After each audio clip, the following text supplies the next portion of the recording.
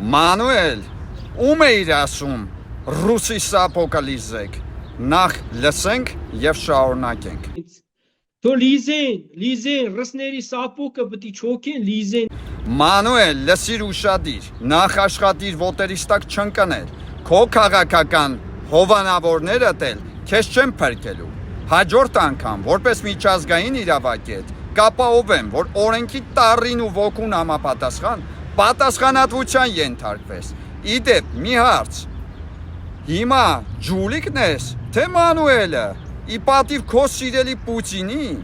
կարող ես անունդ Վոլոդյա դնել։ Տո նախկինիդ էլ, տո քեզ էլ, տո ներկային էլ, և հիշիր, եթե շարունակես մնալ խորհրդային մտածողությամբ ռուսական կագեբեի քաղաքական մշակույթի և այդ արժե համակարգում, կրողը, ապա հասարակությունը հիշողության մեջ էլ կմնա սենց որպես անցյալի խորհրդանիշ։ Հայաստանը արժանի է ազատ անկախ ժողովրդավար պետական մտածողության, ոչ թե